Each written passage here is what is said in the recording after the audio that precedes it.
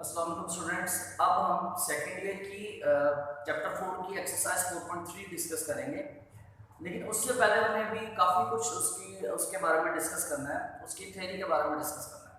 ठीक है, तो उसकी तरफ ज़रा आते हैं। तो उसमें पहले मैं आपको कुछ चीज़ें रिवाइज करा दूँ जो आपने छोटी क्लास में पढ़ी है।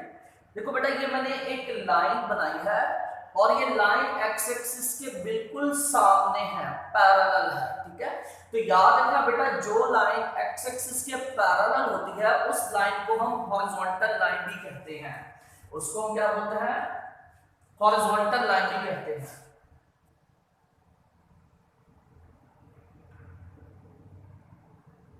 ठीक है, और जरा इस लाइन को देखो, ये लाइन y एक्सिस के बिल्कुल पैरेलल है, बिल्कुल सामने है, तो ऐसी लाइन को वर्टिकल लाइन भी कहते हैं।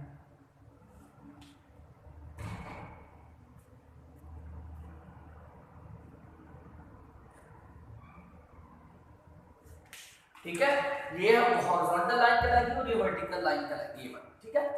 अब जरा बात करते हैं इंक्लिनेशन ऑफ अ लाइन। एक लाइन का इंक्लिनेशन से क्या मुराद है? बेटा, इंक्लिनेशन से मुराद कुछ और नहीं है, एंगल है। ठीक है, इंक्लिनेशन से मुराद एंगल है, कुछ और नहीं है, कोई परेशान नहीं होना। किस तरह का एंगल, तो उसके बारे में बात करते हैं।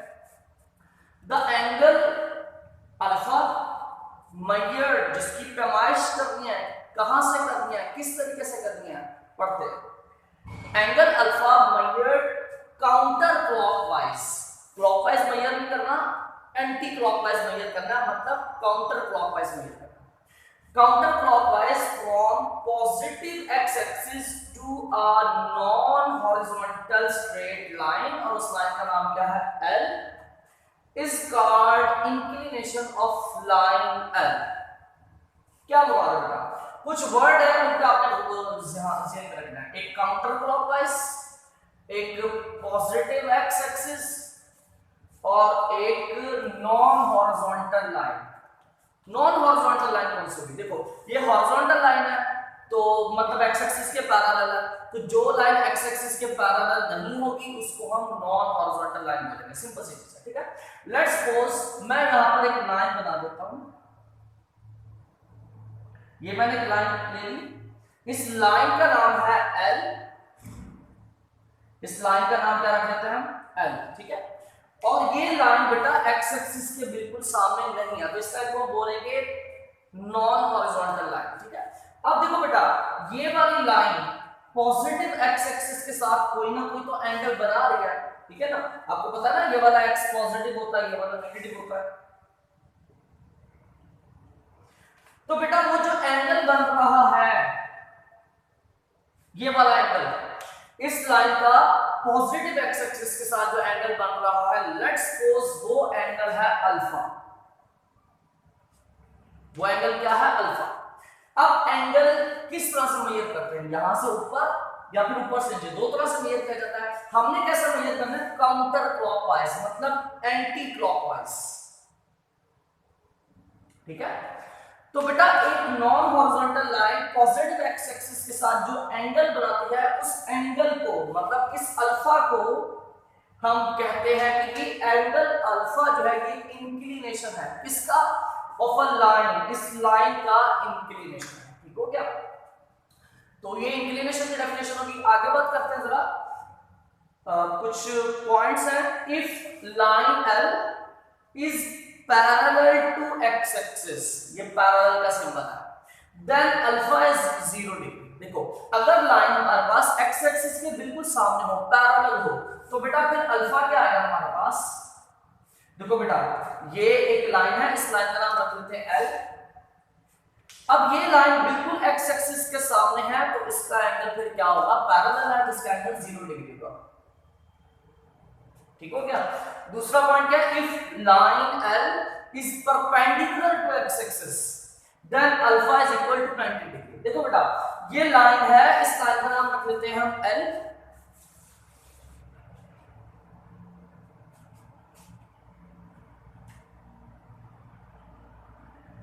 ठीक है, इस लाइन का नाम रख देते हैं एल। अब ये लाइन एक्स एक्सिस के साथ कितना एंगल बना रही है? 90 डिग्री का, ठीक है। तो मतलब अगर लाइन एक्स एक्सिस पे परपेंडिकुलर है तो उसका इंक्लिनेशन कितना होगा, 90 डिग्री का एंगल बनेगा। तो होप से क्लियर हो गया। अच्छा बेटा नेक्स्ट टॉपिक है हमारे पास स्लोप ऑफ अ लाइन। एक लाइन की स्लोप से क्या मुराद है? पहले तो बेटा आप स्लोप का मतलब क्या है वो आप लोग समझो, फिर मैं आगे उसके फर्दर मैथमेटिकल फॉर्म वगैरह पढ़ा। जैसे कि बेटा हम किसी क्लिफ, किसी पहाड़ पर जब हम चढ़ते हैं, ठीक है, तो वो उस पहाड़ में की कोई ढलवान होती है, ठीक है ना, उस ढलवान को बेटा जी बोला जाता है स्लोप। मसलन ये एक लाइन है, कोई बंदा है, कोई पर्सन है, कोई शख्स यहां से चढ़ना स्टार्ट होगा, यहां से स्टार्ट होगा, क्लिम करना स्टार्ट होगा और यहां तक जाएगा, लेट्स सपोज, ठीक है। तो अब ये जो पाथ है, इस पाथ की कोई ढलवान है, कोई स्टीपनेस है इस पाथ में, ठीक है।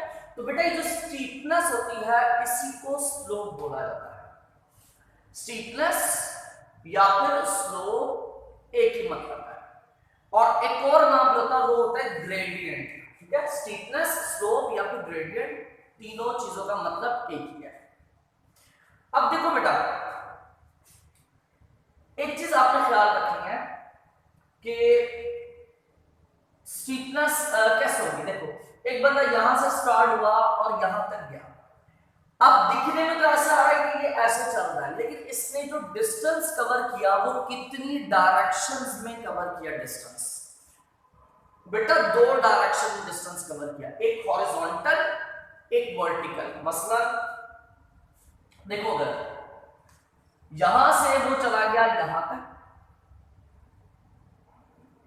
यहां पे था, आगे चला गया ना,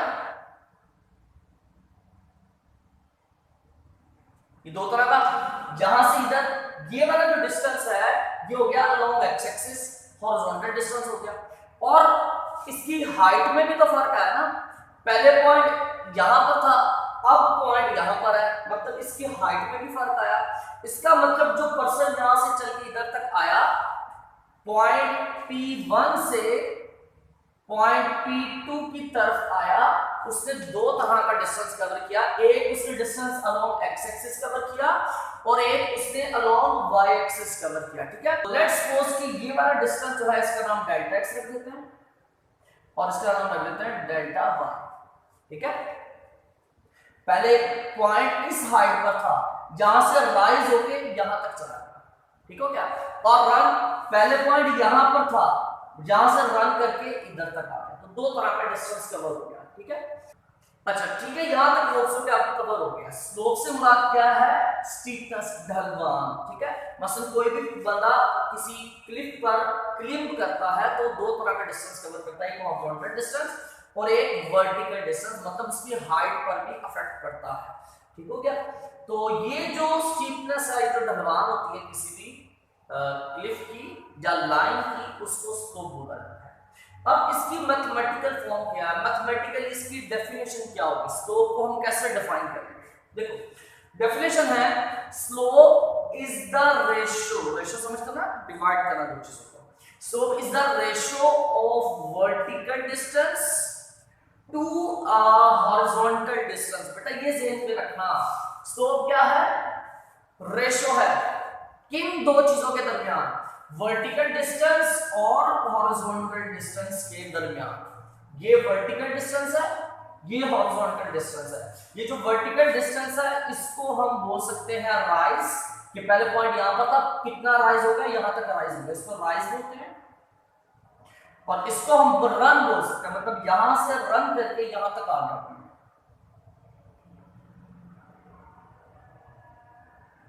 ठीक है। तो क्या कह रहे हैं, स्लोप की डेफिनेशन क्या? रेशियो किसकी? वर्टिकल डिस्टेंस की किसके साथ? हॉरिजॉन्टल डिस्टेंस के साथ। तो मतलब इस बात का मतलब क्या है, इस डेफिनेशन का मतलब क्या है? स्लोप इज इक्वल होगा एम। एम बेटा ये नाम रखा है स्लोप का, जैसे हम फिजिक्स में पढ़ते हैं फोर्स का नाम एफ रखा हुआ होता है, वेलोसिटी का नाम v रखा होता है, और स्टैटिस्टिक में भी हम पढ़ते हैं जिसमें हमने अरिथमेटिक मीन को हम ए डॉट एम से रिप्रेजेंट करते हैं, ठीक है ना। और जो मीडियन होता है उसको इस तरह से रिप्रेजेंट किया जाता है, मतलब सिंबल्स रखे हुए हैं ना। इसी तरह स्लोप का जो यहाँ इस पूरे चैप्टर में सिंबल यूज होगा वो होगा एम। और स्लोप क्या है, रेशो है। रेशो से मुराद डिवाइड करना है, किसको, वर्टिकल डिस्टेंस को, किससे, to a horizontal distance. Vertical distance को किससे डिवाइड करना, हॉरिजॉन्टल डिस्टेंस से। ये वर्टिकल डिस्टेंस है, इसको किससे डिवाइड करना है, हॉरिजॉन्टल डिस्टेंस के साथ। मतलब मैं इसको लिख सकता हूं delta y over delta x. तो बेटा ये जो वर्टिकल डिस्टेंस और हॉरिजॉन्टल डिस्टेंस की रेशो होती है इसको बोला जाता है स्लोप। मतलब मैथमेटिकल फॉर्म जो है स्लोप की वो ये है। अच्छा, अब फार्मूलास की जरा हम बात कर लेते हैं। तो उसमें फार्मूलास क्या होंगे हमारे पास, देखो बेटा, लेट्स सपोज स्लोप हमने फाइंड करनी है तो उसके फार्मूलास क्या होंगे। लेट्स सपोज बेटा ये पॉइंट है P1, यहां से स्टार्ट हुआ एक पर्सन, क्लेम करना, इसके कोऑर्डिनेट्स हैं x1 y1। दूसरा पॉइंट है ये P2, इसके कोऑर्डिनेट्स हैं x2 y2, ठीक है। हमने इस लाइन की स्लोप निकालनी है और इस लाइन के दो पॉइंट्स गिवन है, एक P1 x1, y1 और x2, y2। अब स्लोप कैसे निकालेंगे बेटा, हमने पहले ऊपर लिखना है डेल्टा y, मतलब y में चेंज। तो वो कैसे करेंगे, y2 y1 divided by x2 x1, ठीक है ना।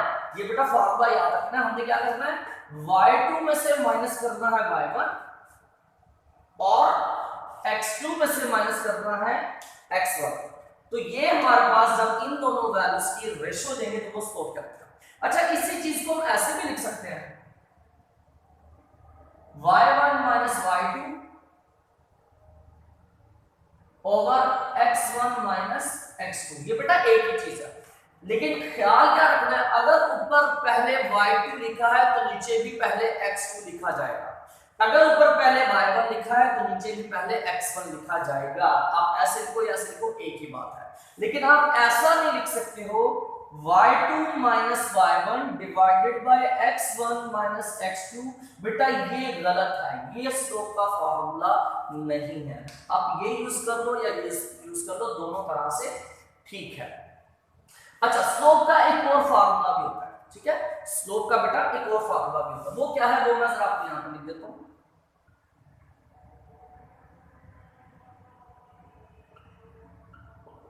ठीक है, स्लोप का एक और फॉर्मूला होता है टेन अल्फा। मसलन मैं यहां पर कह लेता हूं, चलो स्लोप का एक फॉर्मूला हमने पढ़ा है वो वाला y2 y1 over x2 x1, ये फॉर्मूला है। और ये एक्चुअली में इक्वल होता है टेन अल्फा। तो स्लोप को हम ऐसे लिखें या ऐसे लिखें, एक ही चीज है। अब ये इसके इक्वल कैसे, जरा इसकी बात करते हैं बेटा। जैसे अभी मैंने आपको बताया, इसने बेटा दो तरह का डिस्टेंस कवर किया, एक वर्टिकल एक हॉरिजॉन्टल, ठीक है, राइज और रन। तो यहां पर मैंने क्या लिखा था, ये यहां से लेकर यहां तक का जो डिस्टेंस है, जो y में चेंज आ रहा है, डेल्टा y, ठीक है, और जो यहां पर चेंज आ रहा है डेल्टा x।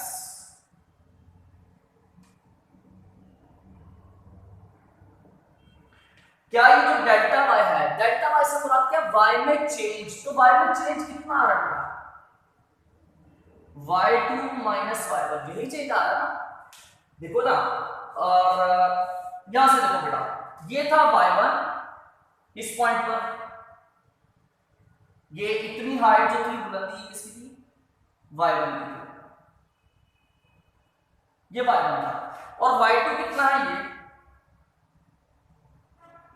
ये हमारे पास यहां तक से लेके यहां तक किसकी बुलंदी है, ये y2 की है, ठीक है। ये टोटल हाइट y2 है, अब नीचे वाली हाइट y1 है। अगर हमने ये ऊपर वाली हाइट फाइंड करनी है तो कैसे करेंगे, टोटल में से निकाल दो नीचे वाला हिस्सा। इस टोटल हाइट में से नीचे वाला हिस्सा निकाल दें तो ऊपर वाला हिस्सा है, ठीक है ना। मतलब ये जो अगर हमें ये इतना हिस्सा फाइंड करना है तो ये कैसे आएगा, ऊपर वाली हाइट कैसे आएगी, टोटल जो है y2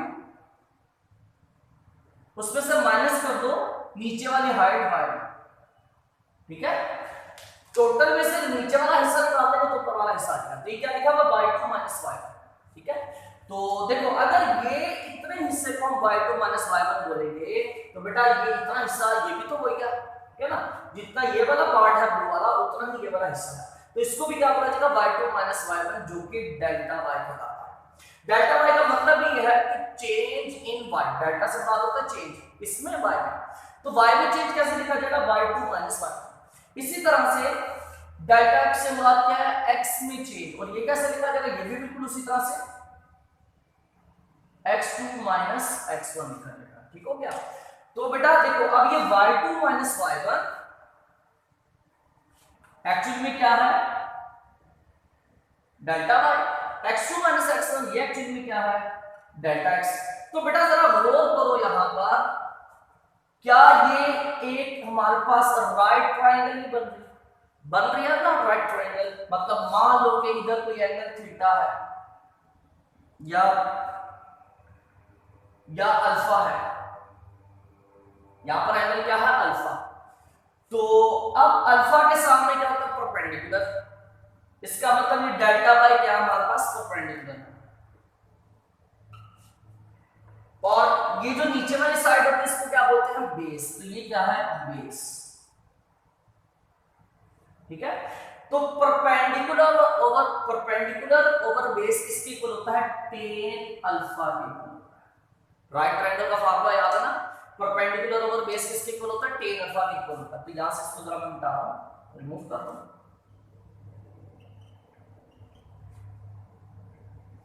ठीक है। ये परपेंडिकुलर है, ये बेस है। परपेंडिकुलर को बेस से डिवाइड करते थे तो वो tan अल्फा कहलाता था, ठीक हो गया। अच्छा मैंने एंगल यहां बना तो दिया, ये अल्फा वही इंक्लिनेशन है। तो इंक्लिनेशन में तो हमने कहा था कि वो पॉजिटिव एक्स एक्सिस के साथ बनेगा। बेटा ये वही एंगल है, देखो अब वो कैसे बनेगा, जरा मैं इसको आपको दिखा दूं।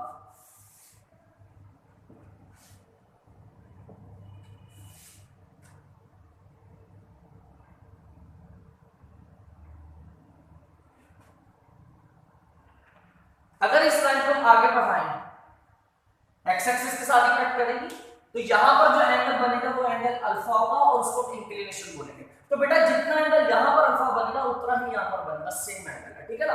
तो ये अल्फा आ जाएगा यहां पर।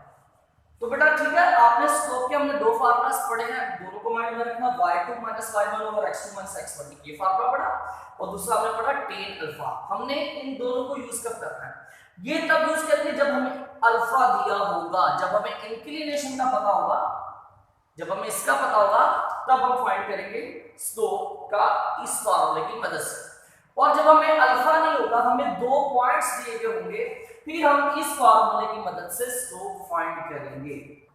तो बेटा हमने स्लोप के दो फार्मूलास पढ़े, y1 minus y2 over x1 minus x2 is equal होता है tan अल्फा। आप स्लोप इस तरह से भी फाइंड की जा सकती है, tan अल्फा की मदद से फाइंड की जा सकती है, ठीक है ना। और ये भी आपको बता दें कि y1 माइनस y2 बोले या फिर y2 माइनस y1 बोले कोई फर्क नहीं पड़ता, सेम है। लेकिन x की पोजीशन भी वैसे ही रखनी है, अगर ऊपर y1 है तो नीचे भी x1 पहले, अगर ऊपर y2 पहले है तो नीचे भी x2 पहले, ठीक है। अच्छा स्लोप से रिलेटेड कुछ इंपॉर्टेंट रिजल्ट पढ़ने हैं, हमने पॉइंट्स पढ़ने हैं जो एमसीक्यूज वगैरह के लिए इंपॉर्टेंट है। सबसे पहले नोट के तौर पे पहला पॉइंट है L इज हॉरिजॉन्टल। अगर लाइन L जो है वो हॉरिजॉन्टल हो, मैं यहां पे जरा ग्राफिकली भी आपको पढ़ाऊंगा।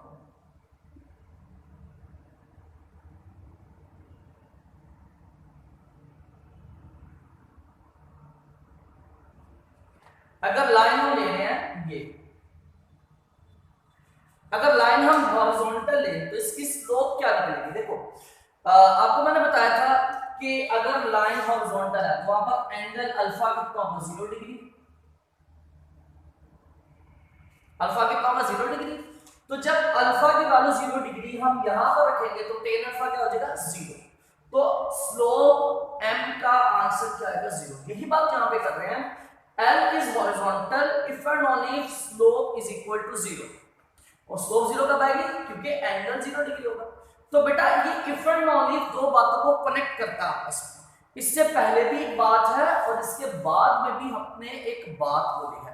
कोई सी एक चीज आपको बता दी जाए तो दूसरी बात आपने मान लेनी है खुद ब खुद, ठीक है। मतलब आपको बोल दिया जाए कि लाइन हॉरिजॉन्टल है तो फिर समझ जाओगे कि इसकी स्लोप 0 होगी, या फिर अगर आपको बोल दिया जाए कि स्लोप 0 है तो फिर बेटा समझ जाना कि लाइन हॉरिजॉन्टल है।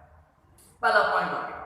दूसरा point, L is vertical. Vertical समझते हो ना, पैरेलल टू y एक्सिस।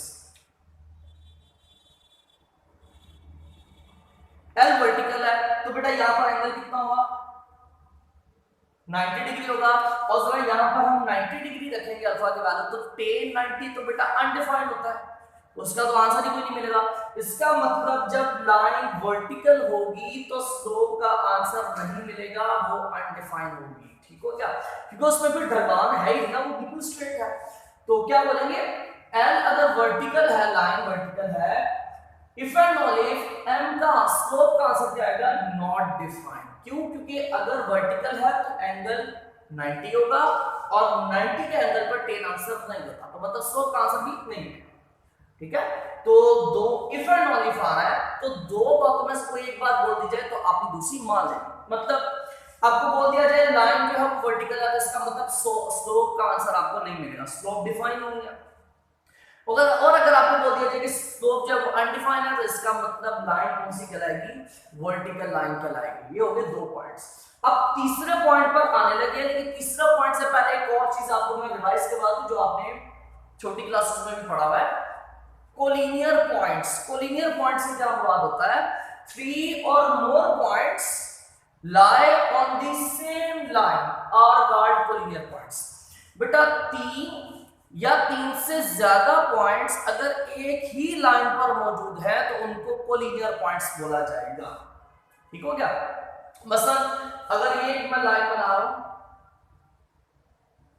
ये लाइन L है, इस पे मैं अगर 3 पॉइंट्स ले लूं, लेट्स सपोज ये पॉइंट है A, B और C। इस लाइन पर मैंने 3 पॉइंट्स ले लिए, तीनों पॉइंट्स एक ही लाइन पर है, इसका मतलब ये तीनों कोलिनियर पॉइंट्स हैं, ठीक हो गया। अब हमने देखना है कि कोलिनियर पॉइंट्स का स्लोप के साथ क्या ताल्लुक है, स्लोप के साथ क्या रिलेशन होता है, उस बारे में हमें पढ़ना है। If slope of AB is equal to slope of BC, मतलब AB इन दो पॉइंट्स की मदद से आप स्लोप निकालो, या फिर आप B और C इन दोनों की मदद से स्लोप निकालो। अगर बेटा दोनों की स्लोप का आंसर सेम आ रहा है, इसका मतलब फिर ये तीनों पॉइंट्स एक ही लाइन पर मौजूद है, ऐसी है। अगर स्लोप का आंसर सेम आ रहा है तो इसका मतलब तीनों पॉइंट्स एक ही लाइन पर मौजूद है, और अगर तीनों पॉइंट्स एक ही लाइन पर मौजूद है तब फिर हम इन तीनों को क्या बोलेंगे, कोलिनियर। यही बात की है। इफ अगर slope of AB is equal to slope of BC, then points A, B and C are collinear. तीनों पॉइंट्स क्या कहलाएंगे, कोलिनियर कहलाएंगे, ठीक हो क्या। ये रिजल्ट्स आपने याद रखना, बिकॉज़ एक्सरसाइज में भी हमने इन कांसेप्ट्स को यूज करना है। अच्छा, दो थ्योरम्स हैं हमारे पास स्लोप के लिए, बहुत इंपॉर्टेंट है और अक्सर इनसे रिलेटेड एमसीक्यू की बोर्ड में आते हैं और इनसे रिलेटेड क्वेश्चंस भी आते हैं, आपके एक्सरसाइज में भी इनसे रिलेटेड क्वेश्चंस शामिल हैं। क्या है theorems, two lines L1 and L2, दो लाइंस है, उनका नाम क्या है, L1 और L2, with slopes M1 and M2। मतलब क्या हुआ कि लाइन L1 जो है उसकी स्लोप है M1, ठीक हो गया, और लाइन L2 जो है उसकी स्लोप है M2, ओके। दो लाइंस हैं और उनकी स्लोप M1 M2। अच्छा, अब हमने इन दोनों लाइंस का रिलेशन देखना, थ्योरम देखने हैं। आर पैरेलल, वो दोनों लाइंस क्या होंगी, पैरेलल होंगी इफ एंड ओनली इफ दोनों की स्लोप क्या हो, सेम। आसान सी बात बोली है, मुश्किल नहीं, बड़ी आसान सी बात। ध्यान सुनना, क्या बोला मैंने, अगर बेटा ये दोनों लाइंस क्या है, पैरेलल है, तो बेटा इन दोनों की स्लोप क्या होगी, सेम होगी, ठीक है। मतलब एक लाइन L1 है, दूसरी लाइन L2, ये दोनों पैरेलल हैं, तो बेटा जब हम इसकी स्लोप निकालेंगे और इसकी स्लोप निकालेंगे तो दोनों की स्लोप क्या होगी, सेम होगी। दरमियान में देख लो क्या लिखा हुआ है, इफ एंड ओनली इफ। तो मतलब अगर आपको बोल दिया जाए कि लाइन पैरेलल है तो मतलब स्लोप सेम होगी, और अगर आपको बोल दिया जाए कि जी स्लोप सेम है, इसका मतलब फिर लाइन क्या होगी, पैरेलल। दोनों में से कोई एक बात बोल दी जाए, दूसरी आपने खुद मान लेनी। ये हो गया पहला थ्योरम। अब दूसरे थ्योरम की बात करते हैं।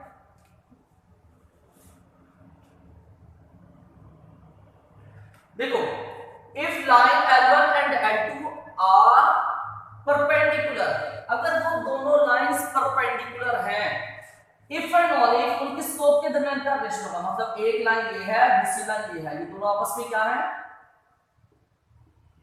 ये दोनों आपस में परपेंडिकुलर है, तो एक दूसरे के साथ 90 का एंगल बना रहे हैं। ये बेटा इंक्लिनेशन नहीं है, इंक्लिनेशन होता है जो एक्स एक्सिस के साथ बनता है, ठीक है ना। ये क्या है, एक लाइन ये है एक लाइन ये है, दोनों आपस में 90 का एंगल बना रहे हैं, तो मतलब दोनों परपेंडिकुलर है।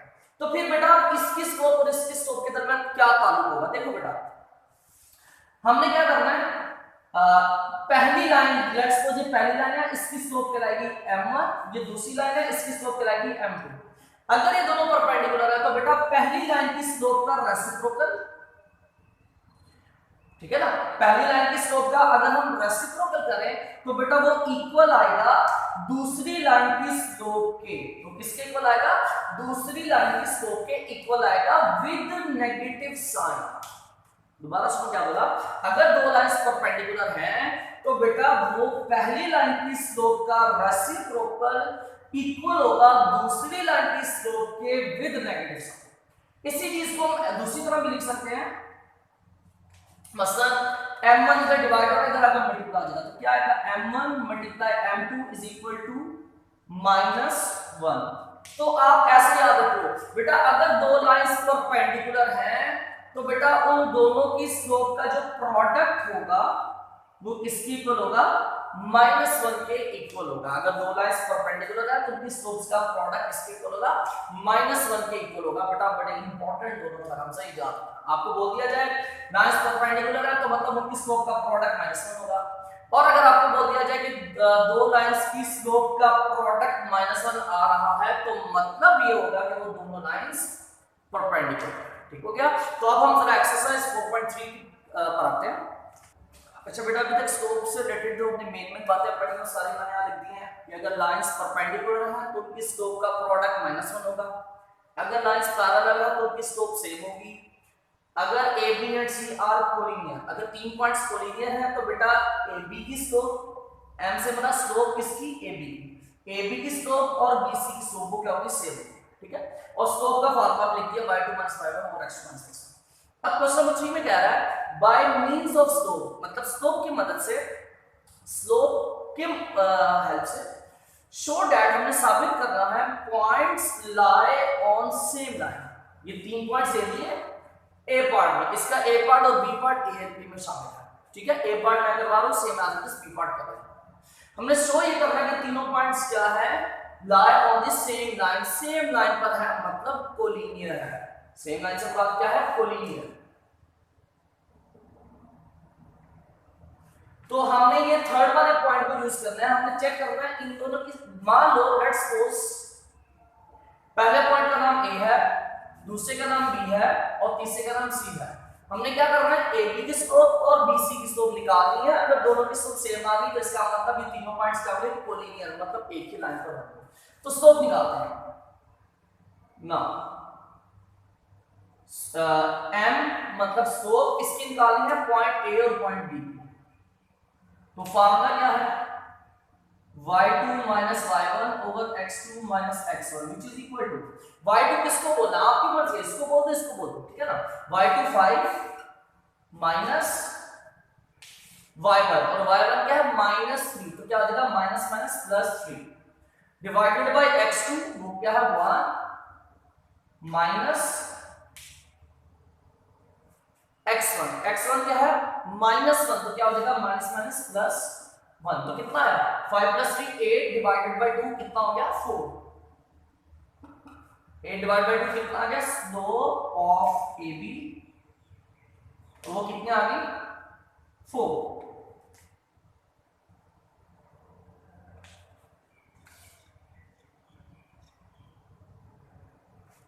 अब हम BC की स्लोप फाइंड करते हैं, अगर वो भी यही आ गई तो इसका मतलब दोनों कोलिनियर होंगे।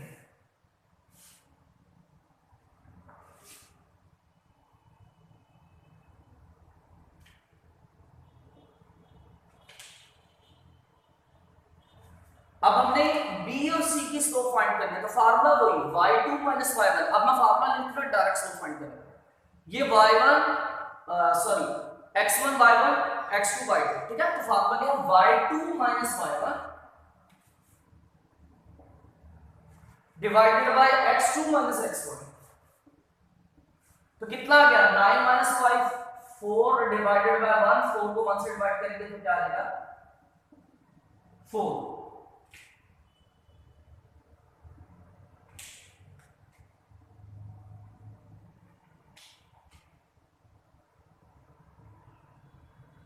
अब देख लो बेटा, AB की स्लोप और BC की स्लोप सेम आ रही है, इसका मतलब ये तीनों पॉइंट्स एक ही लाइन पर लाई कर रहे हैं। As slope of AB is equal to slope of BC, so A, B and C lie on same line।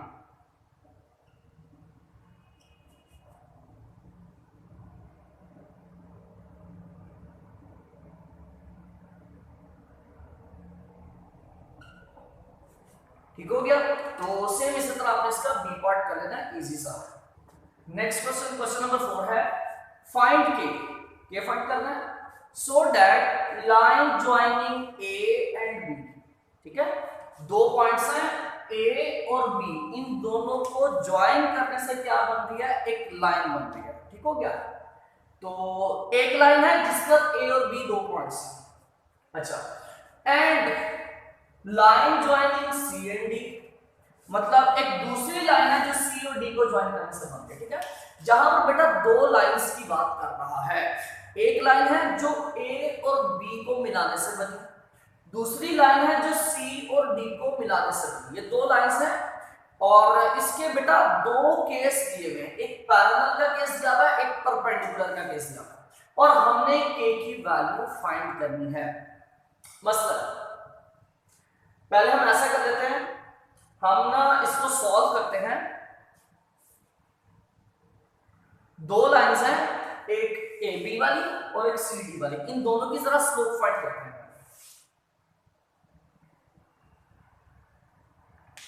Slope of A B, हमारे पास ए पॉइंट है और बी पॉइंट है। ठीक हो क्या, सी पॉइंट है हमारे पास, डी पॉइंट है। हम पहले ए और बी को मिलाने वाली जो लाइन है उसकी लाइन की स्लोप फाइंड करते हैं।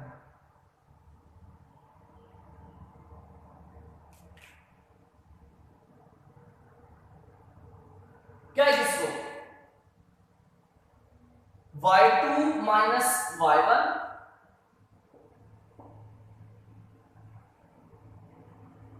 Divided by x2 minus x1। तो क्या आंसर आ गया इसका, -6 minus 3 minus 9 divided by k minus 7। ये बेटा इसका नाम रखते हैं इक्वेशन 1, ये ए बी की स्लोप है। ठीक है, वो जो लाइन है जो ए बी को मिलाने से बनी, उस लाइन की स्लोप ये आ गई। दूसरी लाइन की स्लोप निकालते हैं जो सी और डी को मिलाने से बन रही है।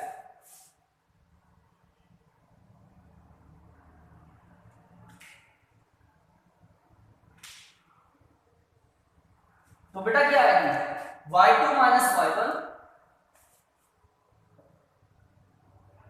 Divided by x2 minus x1,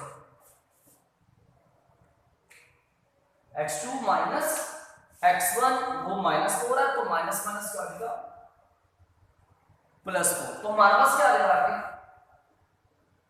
ऊपर आ जाएगा -1 और नीचे क्या आ जाएगा -2। तो माइनस माइनस से कैंसिल, तो हमारे पास स्लोप आ गई सी डी 1/2।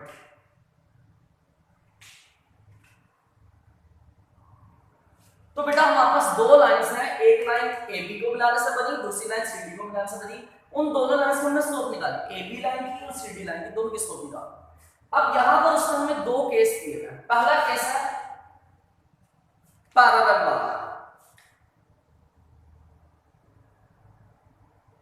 मतलब ए बी लाइन और सी डी लाइन वो दोनों क्या हो, पैरेलल है, तो हमने के की वैल्यू फाइंड करनी।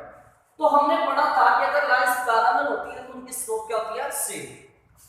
तो लिखते हैं फॉर पैरेलल लाइंस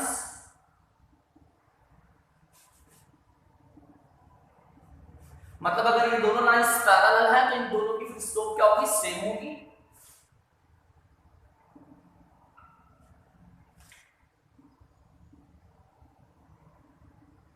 ठीक है, इसकी वैल्यू रखते हैं, ए बी की स्लोप की क्या वैल्यू है, -9 divided by k - 7 is equal to C D slope की वैल्यू क्या है, 1/2।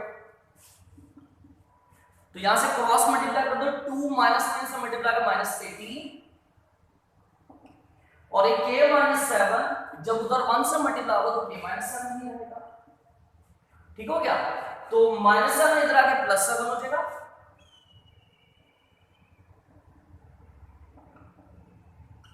तो बेटा यहां से k का आंसर क्या निकलेगा, यहां से k का आंसर आ जाएगा हमारे पास -11।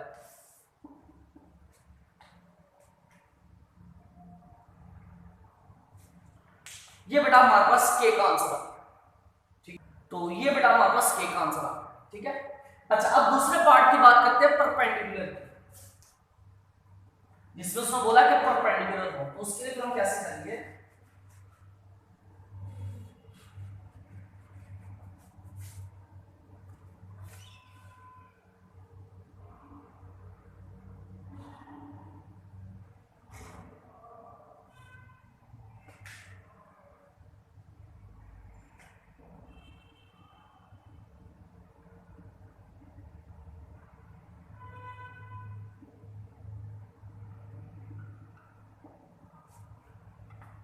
परपेंडिकुलर के लिए हम कैसे करेंगे, हमने पढ़ा था कि अगर दो लाइंस परपेंडिकुलर हो तो उनकी स्लोप का प्रोडक्ट -1 होता है, तो हम लिख सकते हैं फिर इन दोनों की स्लोप का प्रोडक्ट भी क्या आएगा, -1 आएगा।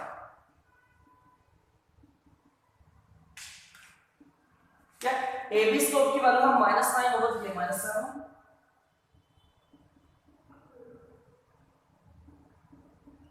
सी डी स्लोप की वैल्यू क्या, 1/2 इज इक्वल टू -1। अच्छा ये 2 इधर डिवाइड हो रहा है, उधर -1 से मल्टीप्लाई हो जाएगा, तो क्या आ जाएगा -2, और k - 7 इधर डिवाइड हो रहा है तो ये भी तो जाके क्या आ जाएगा, मल्टीप्लाई। तो हमारे पास क्या आ जाएगा, -9 इज इक्वल टू -2 को मल्टीप्लाई करेंगे तो -2k माइनस प्लस 14, तो आगे क्या आ जाएगा हमारे पास -2k इधर आके +2k, 9 माइनस का ये हो जाएगा प्लस हो जाएगा, तो कितना आ गया 2k इज इक्वल टू 14 में 9 ऐड करेंगे 23, 2 मल्टीप्लाई उधर जाके डिवाइड हो जाएगा, तो k की वैल्यू क्या आ जाएगी,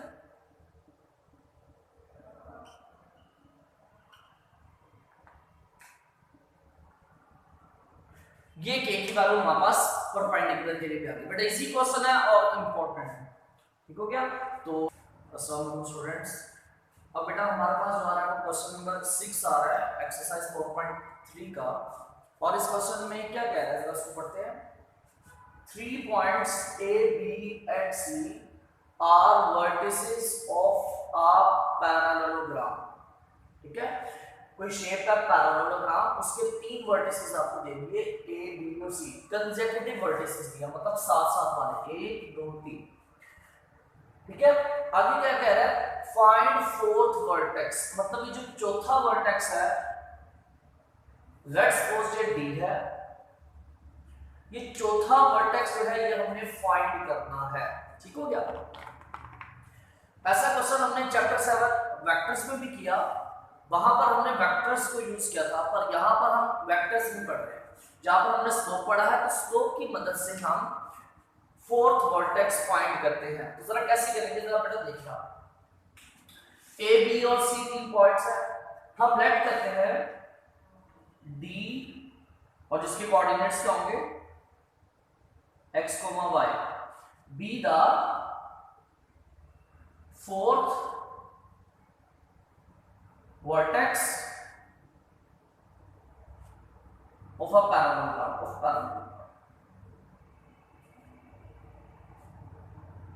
ठीक है ना।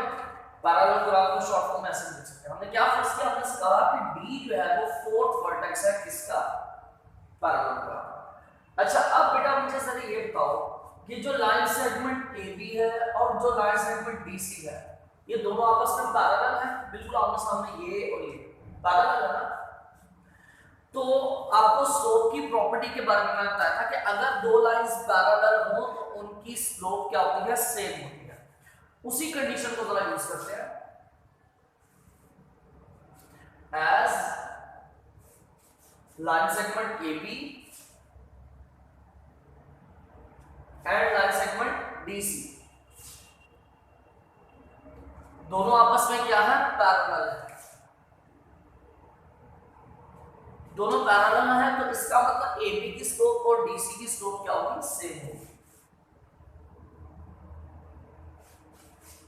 तो इसका मतलब हुआ slope of A B equal होगी स्लोप ऑफ डी सी के।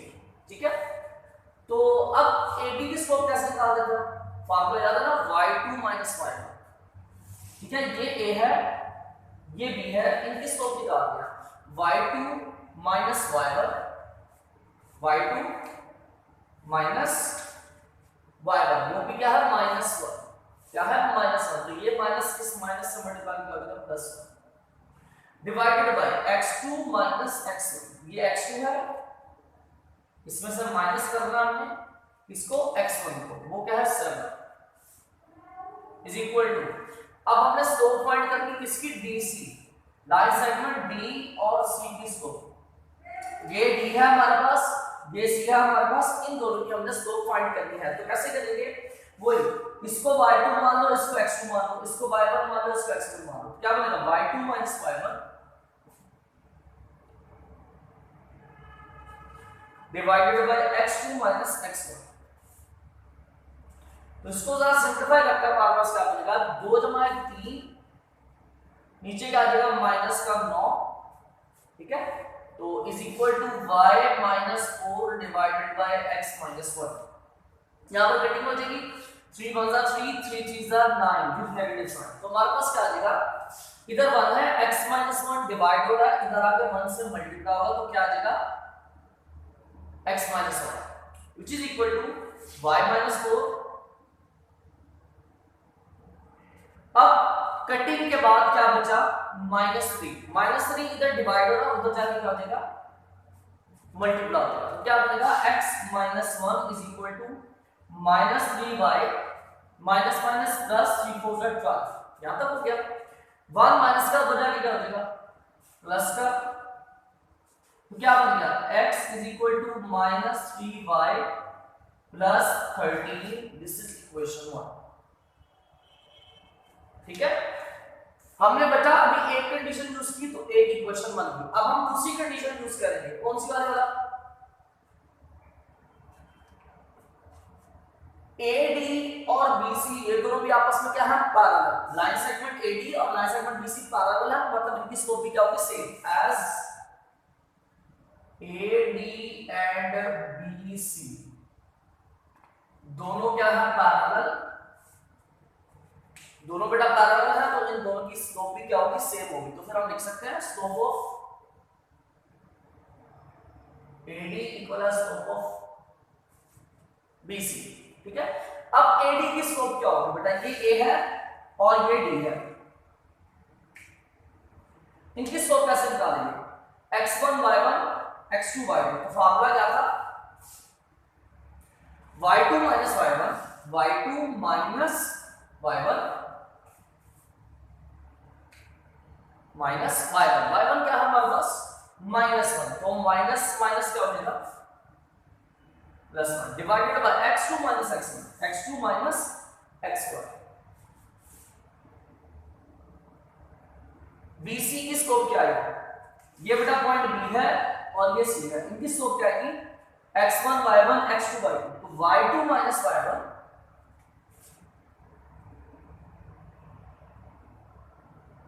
Divided by x2 minus x1 x2 1 है माइनस x1 हमारे पास -2 है, तो -2 इस माइनस से क्या हो जाएगा, +2। तो यहां पर हमारे पास बेटा क्या आएगा, सर देखो y+1 over x -7 is equal to 4 - 2 2 divide by 2 plus 1 3, cross multiplication हो जाएगी, 3 इधर डिवाइड हो रहा है, इधर आकर इस पूरे से क्या होगा 3 डिवाइड हो रहा है, इधर आकर इस पूरे से मल्टीप्लाई हो जाएगा। तो मैं डायरेक्ट इसको जरा क्या आएगा 3 जब इधर आके इस पूरे से मल्टीप्लाई होगा तो क्या बनेगा 3y प्लस 3, ठीक है ना। 3y से मल्टीप्लाई के 3y और 3 1 से मल्टीप्लाई के 3 व्हिच इज इक्वल टू, अब सिमिलरली ये पूरी वैल्यू पे डिवाइड हो गया तो ये उस तरफ जाकर 2 से मल्टीप्लाई होगी, तो मैं डायरेक्ट लिख रहा हूं जब इस x को 2 से मल्टीप्लाई करना है तो 2x माइनस 7 को 2 से मल्टीप्लाई करना है तो 14। क्लियर हो गया यहां तक। अब क्या करना 3y इज इक्वल टू 2 के साथ आपको क्या दिख रहा है बेटा x, इस x की वैल्यू हमने इक्वेशन 1 में निकाली है, तो ऐसा कर सकते हैं इस x की जगह पर ये वाली वैल्यू पुट कर देते हैं,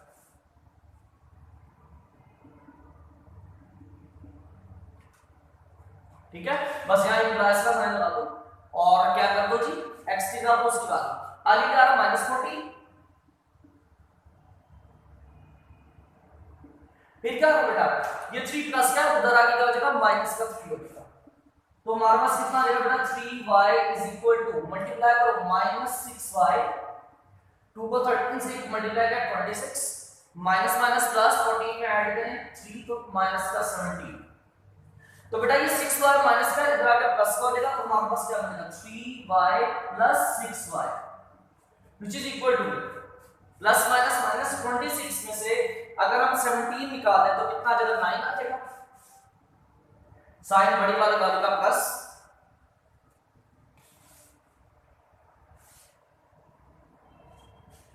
तो नेक्स्ट क्या आएगा बेटा 6 + 3 9y इज इक्वल टू 9,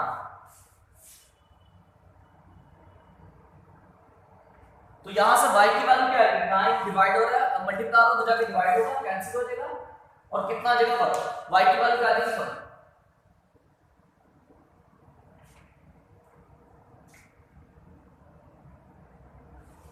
अब यही y की वैल्यू हम यहां पुट कर देंगे तो बेटा x की वैल्यू भी आ जाएगी, x की वैल्यू आ जाएगी, y की वैल्यू भी आ जाएगी, तो बेटा उसको इसको पुट कर देंगे तो हमारे पास फोर्थ वर्टेक्स भी आ जाएगा और ये इजी सा काम है।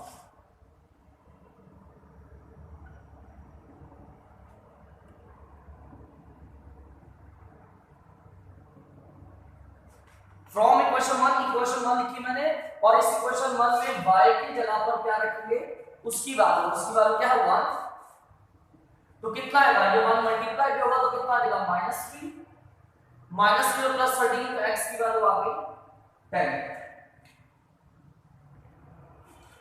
x की वैल्यू बेटा हमारे पास आ गई 10, तो फिर क्या बन जाएगा आंसर हमारे पास ये पॉइंट क्या बनेगा हमारे पास D,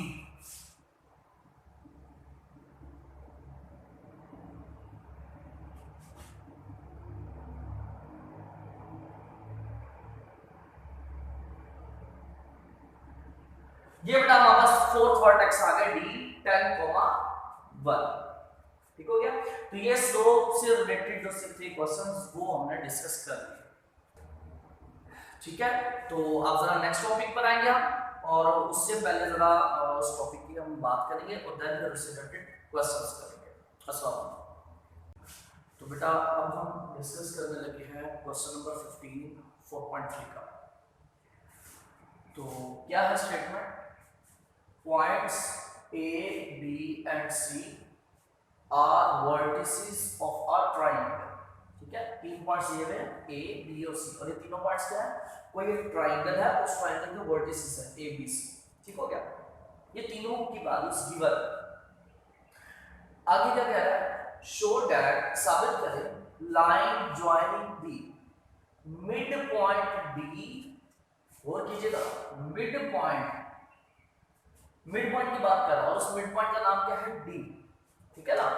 मिड पॉइंट उसका नाम क्या है D, अभी मिड पॉइंट किसका होगा किसी चीज का मिड पॉइंट निकालेंगे ना ऑफ AB, मतलब ये जो मिड पॉइंट जिसका नाम D है ये मिड पॉइंट किसका है AB का, मतलब ये AB साइड है इसका मिड पॉइंट क्या है D, मान लो कि ये मिड पॉइंट, ठीक है।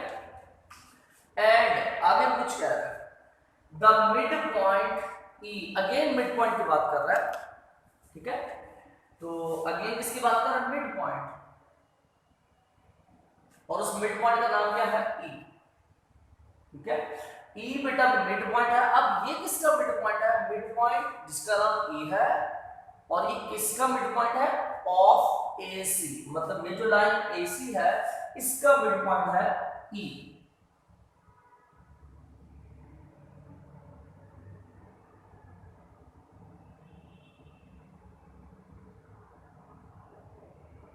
ठीक है बेटा, तो AB का मिड पॉइंट डी है, AC का मिड पॉइंट ई है। अब इन दोनों मिड पॉइंट्स के बारे में उसने क्या बोला था, जरा देखो। वो कह रहा था साबित करना है, क्या साबित करना है, line joining the mid point D and mid point ई, ठीक है। वो कह रहा है मिड पॉइंट डी और मिड पॉइंट ई की को ज्वाइन करने से जो लाइन बन रही है, लेट्स सपोज वो लाइन है ये, ठीक है। ये जो लाइन है, इस लाइन के बारे में हमने कुछ साबित करना है। किस लाइन के बारे में, ये जो मिड पॉइंट को ज्वाइन करने से जो लाइन बनती है, इसके बारे में हमने कुछ साबित करना है, शो करना है। दोबारा देखो, शो दैट, साबित करना है क्या, line joining the mid point D and mid point ई। कह रहा है मिड पॉइंट डी और मिड पॉइंट ई को ज्वाइन करने से जो लाइन बन रही है उसके बारे में कुछ शो करना है। क्या शो करना है, इज पैरेलल। हमने साबित करना है कि ये जो लाइन है ये पैरेलल है किसके, टू BC। ये वाली लाइन जो है ये पैरेलल है किसके, BC के। ये डायग्राम से भी आपको पता चलता है कि ये जो DE को ज्वाइन करने से जो लाइन बन रही है, ये लाइन BC साइड के पैरेलल है। एक चीज हमने ये साबित की, और एंड दूसरी चीज भी कुछ साबित करनी, क्या, DE मतलब जो इसकी लेंथ है is equal to half times BC, मतलब इसके क्या मतलब है, इसको वो कहना चाह रहा है कि जो BC साइड है, अगर इस BC को हम हाफ कर दें, कितना करते हैं, इस BC को अगर हम हाफ करते हैं तो वो जो जितनी लेंथ होगी, वो जो जितनी लेंथ बचेगी वो किसकी इक्वल होगी, वो DE के इक्वल, ठीक है। BC को अगर हम हाफ कर देंगे तो वो कितनी लेंथ बनेगी, वो DE के इक्वल होगा। तो ये हमने दो चीज साबित कर दी, ठीक है। दो टारगेट है, कौन कौन से टारगेट है, एक हमने साबित करना है कि जो DE वाली लाइन है ये पैरेलल है BC के। दूसरी चीज क्या साबित करनी है कि BC को अगर हम हाफ कर दें, BC को हाफ कर दें तो वो DE के इक्वल होगा। ये दो चीज हमने साबित करनी है, ठीक है। करते हैं, सबसे पहले हम ये मिड पॉइंट्स फाइंड करते हैं, किसका, AB का और AC का। सपोज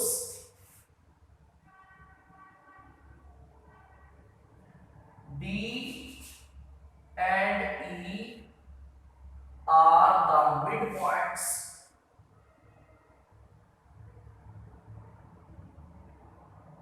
of, क्या बोला, सपोज ये D और E ये दोनों के दोनों के हैं मिड पॉइंट्स है किसके, ऑफ D। किसका मिड पॉइंट था, AB का, mid points of AB and E किसका मिड पॉइंट है, AC का, ठीक है। हमने साबित कर दिया, सॉरी सपोज किया हमने कि AB का मिड पॉइंट D है, AC का मिड पॉइंट E है, जो कि यहां पे मैंने डायग्राम में लिखा है, ठीक है। अब इसके कोऑर्डिनेट्स कैसे निकालेंगे, ये D के कोऑर्डिनेट्स कैसे निकालेंगे,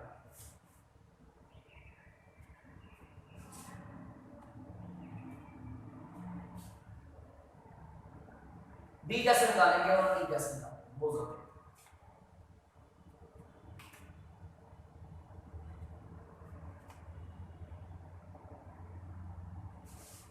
पॉइंट डी के कोऑर्डिनेट्स कैसे निकालते हैं, देखो ये ए और बी का मिड पॉइंट है, तो मिड पॉइंट कैसे फाइंड किया जाता है, आपको बताया था इस चैप्टर में।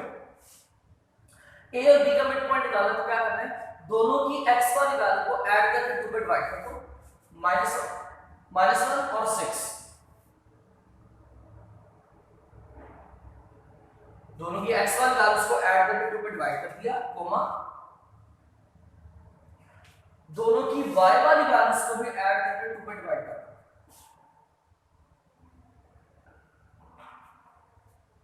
तो हमारे पास क्या आ गया 6 माइनस 1 5/2 कोमा 3 प्लस 2 5/2। ये बेटा हमारे पास मिड पॉइंट डी निकला है, उसके कोऑर्डिनेट्स निकला है। अब इसी तरह ई के कोऑर्डिनेट्स निकालते हैं।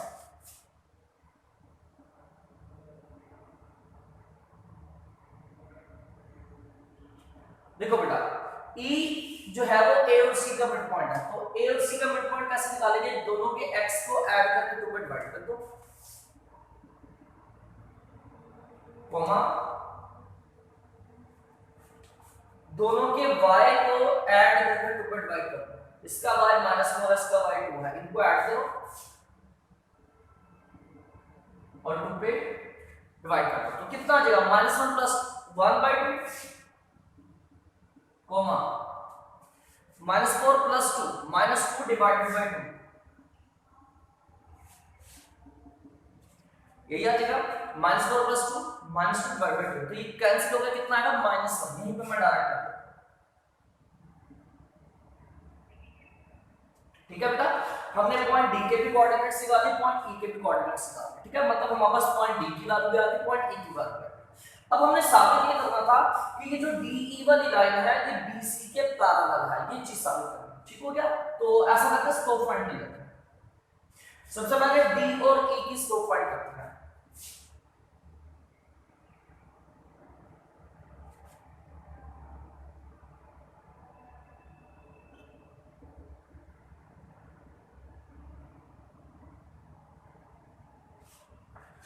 आंसर मेरा स्लोप किसकी, पॉइंट D और E को ज्वाइन करने वाली जो लाइन है उसकी स्लोप।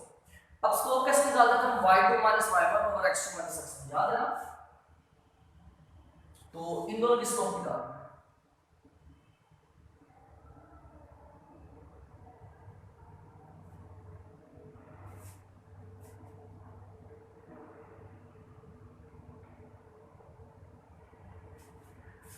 अब y2 किसको बोलना है, y1 किसको बोलना है, x2 किसको बोलना है, x1 किसको बोलना है, बेटा ये दो पॉइंट जिसको मर्जी y2 y1 x2 x1 बोलो, ठीक है।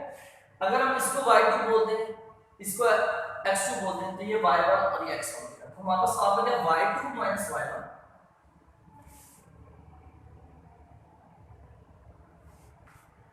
Divided by x2 x1। तो क्या करेंगे बेटा, ऊपर भी एलसीएम ले लेते हैं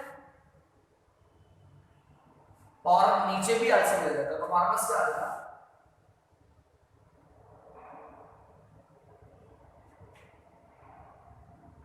ऊपर वाले वैल्यू को एलसीएम लेते हैं तो नीचे 2 आएगा, डिनोमिनेटर में ऊपर क्या आएगा 2 -1 से मल्टीप्लाई करके -2, साथ में आ जाएगा -5। इसी तरह नीचे वाली वैल्यू का एलसीएम लेंगे तो नीचे सेम वैल्यू है तो एक बार लिखेंगे, ऊपर आ जाएगा 1 -5। अब बेटा देखो ये 2 और ये 2 कैंसिल हो गया आपस में, ठीक है ना, क्योंकि ये ऊपर भी डिवाइड हो रहा है नीचे भी डिवाइड हो रहा है, तो ये कैंसिल हो गया, तो हमारे पास क्या आ गया slope -2 -5 -7 divided by -4, minus minus से कैंसिल हो गया, तो हमारे पास स्लोप आ गया 7/4।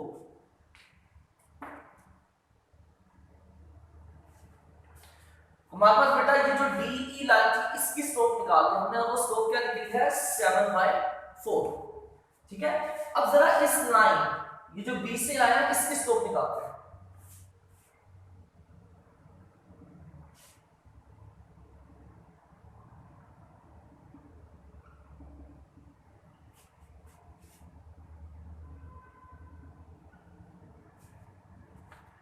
अब हमने इसकी स्लोप निकालनी है, मतलब B और C की, तो क्या करेंगे भाई, y2 y1 divided by x2 x1, ठीक है ना। y2 -4 है और y1 3 है, फार्मूला नहीं लिख रहा मैं, ये वाला मैं डायरेक्ट वैल्यू लिख रहा हूं, तो क्या आएगा y2 y1 divided by x2 x1,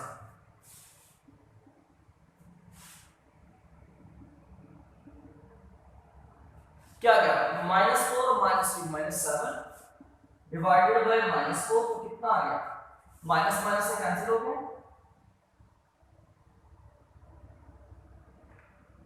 तो तो क्या आ गया 7/4।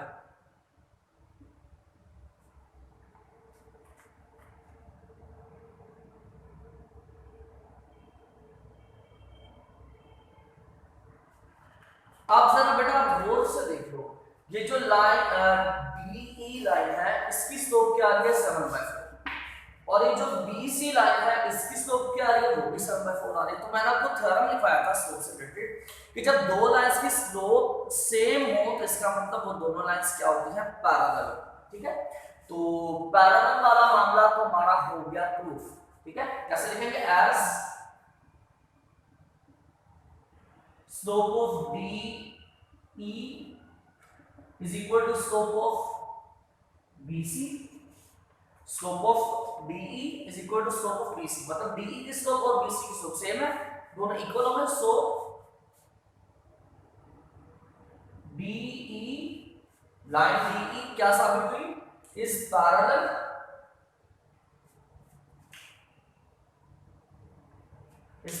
टू BC, ठीक है। साबित हो गया कि जो DE है पैरेलल है BC के, ये पैरेलल वाला काम हो गया। अब आगे हमें ये साबित करना है कि BC की जो लंबाई है अगर उसको हम हाफ कर दें तो वो DE की लंबाई के इक्वल होगा। तो अब हमने डिस्टेंस फाइंड करना है, BC का डिस्टेंस और DE का डिस्टेंस। तो इसको मैं जरा यहां से मूव कर देता हूं। अभी किसका डिस्टेंस निकालना है, BC का और DE का। BC के पॉइंट्स ये हैं, इन दोनों के दरमियान डिस्टेंस हम इजीली निकाल सकते हैं। DE के पॉइंट्स ये हैं, इन दोनों के दरमियान हम डिस्टेंस इजीली निकाल सकते हैं। तो ये मैं अगर रिमूव कर मैं आ सकता हूं, ये D और E पॉइंट्स यहां पर जरा लिख देता हूं।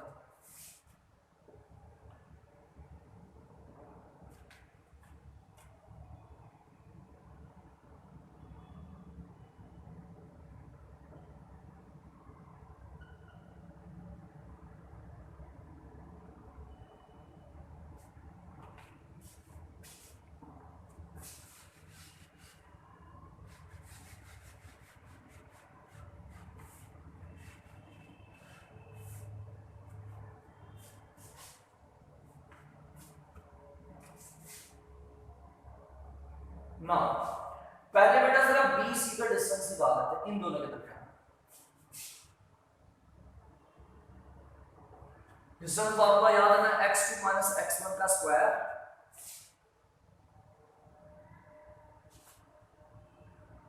y2 - y1 का स्क्वायर और स्क्वायर रूट, ठीक है ना। अब इसमें वाले स्मूथ करते हैं, जिसको मर्जी x2 बोलते हैं, जिसको मर्जी y2 x1 बोलते हैं, ठीक है। हम x2 y2 x1 y1, ठीक है। तो फॉर्मूला क्या है, x2 - x1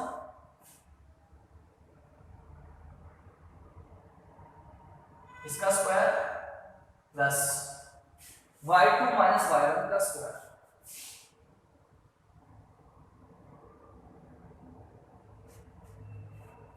जहां पर कितना आ जाएगा बेटा, 2 - 6 - 4 का जब स्क्वायर करेंगे तो प्लस 16,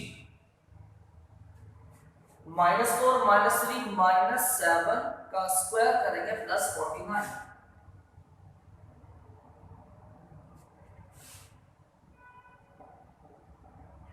इनको ऐड करेंगे तो कितना आ जाएगा 63, ऐसी है ना 50 और 50 नहीं सॉरी 64 5 यह रहेगा हमारा डिस्टेंस, ठीक है ना। तो इसका नाम रख लेते हैं इक्वेशन 3, ठीक है। अब हम निकालते हैं डिस्टेंस D और E के दरमियान। B और C का डिस्टेंस आ रहा है स्क्वायर 65। अब D और E का डिस्टेंस निकालते हैं।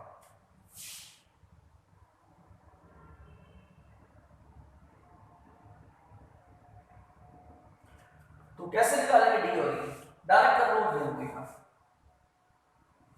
x2 - x1 square plus y2 - y1 का स्क्वायर रूट। इसका आंसर ले लो, क्या आ जाएगा नीचे 2 आ जाएगा, ऊपर क्या आ जाएगा 1 - 5 का स्क्वायर प्लस इसका भी आंसर ले लो तो क्या आ जाएगा नीचे 2 आ जाएगा। 2 - 1 से मल्टीप्लाई में -2 -5 का स्क्वायर और स्क्वायर रूट, ठीक है।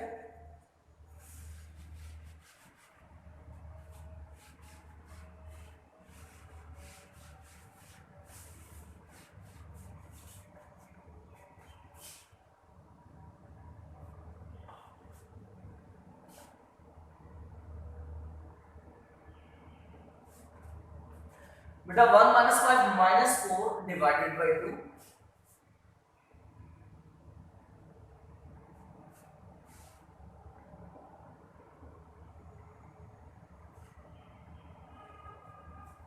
यही आ जाएगा।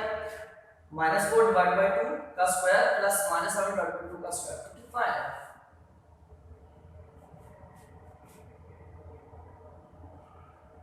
-4 का स्क्वायर करेंगे प्लस 16, 2 का स्क्वायर करेंगे 4, यहां पर भी देखो -7 का स्क्वायर करेंगे प्लस 49, 2 का स्क्वायर करेंगे 4, एलसीएम ले लेंगे।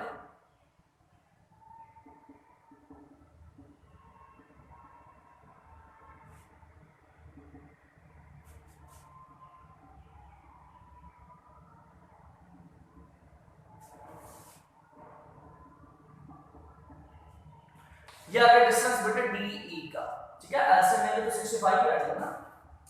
अब ये 4 2 का स्क्वायर बनता है, स्क्वायर से स्क्वायर कटेगा, तो ये तो 2 आ जाएगा बाहर।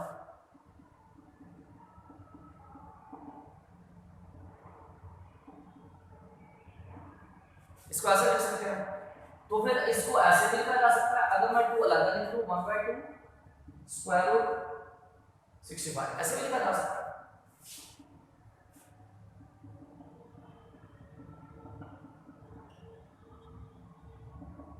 फ्रॉम इक्वेशन 3 बेटा ये जो देखो, ये जो स्क्वायर रूट 65 है, ये किसका डिस्टेंस है? BC का डिस्टेंस है, तो मैं स्क्वायर रूट 65 की जगह BC लिख सकता हूं, ठीक है ना। ये किसका डिस्टेंस है? BC का था। तो ये क्या साबित हुआ कि अगर BC की लेंथ को उसके डिस्टेंस को हम हाफ करेंगे तो वो DE बनेगा, मतलब ये चीज बन गई साबित।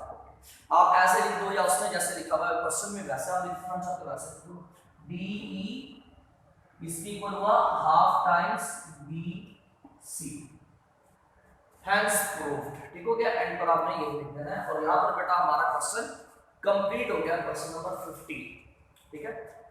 अस्सलाम।